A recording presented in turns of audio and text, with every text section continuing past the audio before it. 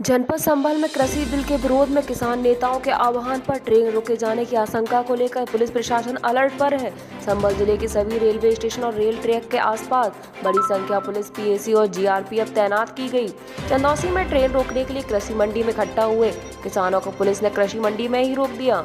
आंदोलनकारी किसान कृषि मंडी से कृषि बिल के विरोध में धरने पर बैठे हुए हैं। दरअसल कृषि बिल के विरोध में आंदोलन कर रहे किसान नेताओं ने कृषि बिल के खिलाफ विरोध जताने के लिए ट्रेन जाम करने का ऐलान किया था, लेकिन किसानों के रेल रोकने के ऐलान को लेकर संभल में पुलिस प्रशासन आज सुबह से ही अलर्ट पे था।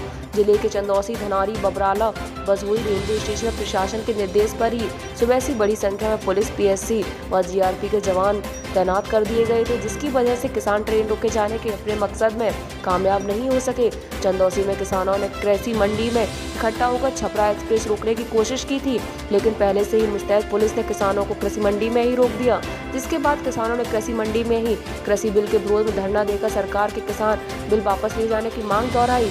क्वेश्चन न्यूज के लिए ब्यूरो रिपोर्ट संभल। किस मांग को लेकर आप यहाँ पर बैठे? कार्यक्रम हमारा यह है कि राष्ट्रीय आह्वान पर आज का आह्वान था कि रेल रोक के हम ज्ञापन देंगे। रेल रोकने का हमारा प्रोग्राम था और है। हम चूँकि अभी सरकार ने रेल रोक दी है, वो प्रोग्राम तो हमारा सफल हो गया और आज 12 से 5 बजे तक रेल नहीं चलेगी। मांग हमारी यह है कि 85-86 दिन हो गए आज का दिन दिल्ली बॉर्डर पर किसान पड़े। सरकार से 11 दौर की वार्ता होगी, लेकिन उसका कोई हल नहीं निकला। हम ये स्टेप बाय स्टेप आंदोलन कर रहे हैं किसानों के द्वारा कि कभी कुछ बदल के आज रेल रोका पूरे भारत में रेल रोको आंदोलन है। उसके बाद माध्यम से हम ज्ञापन देंगे सरकार के लिए कि सरकार की आंखें खुले और जो बंद कान है वो कान खुले, वो किसान की आवाज़ सुने कि किसान क्यों परेशान है। जो हमारी तमाम उद्योगपतियों के 2 लोग के या 4 लोगों के एक फ़ायदा पहुंचाने के लिए करोड़ों किसानों का जो नुकसान किया जा रहा है, वो किसान उन 2 लोगों के हित के लिए करोड़ों किसानों की बलि जो कि हिंदुस्तानी किसान संगठन है वो नहीं देने देंगे। हमारी आज के ज्ञापन में मांग है कि सरकार तीनों काले कानून तुरंत वापस ले, एमएसपी को कानूनी जामा पहना है, एमएसपी से नीचे खरीद के लिए अपराध घोषित किया जाए। दूसरा, दिल्ली 26 जनवरी में जो घटना हुई थी उसकी न्यायिक जांच कराई जाए और जो निर्दोष लोग जेल में हमारे किसान बंद कर दिए उन्हें तुरंत रिहा किया जाए। तो क्या आपके जो द्वारा जो है किसान आंदोलन, क्या संगठन में क्या सहयोग हो रहा है? सर्वप्रथम मैं आपको ये बता दूं कि मैं किसी राजनीतिक पार्टी में जुड़ने से पहले किसान की बेटी हूं और किसान की बेटी होने के नाते मेरा कर्तव्य बनता है कि मेरे आज किसान भाई बहुत बड़ी पीड़ा से गुजर रहे हैं।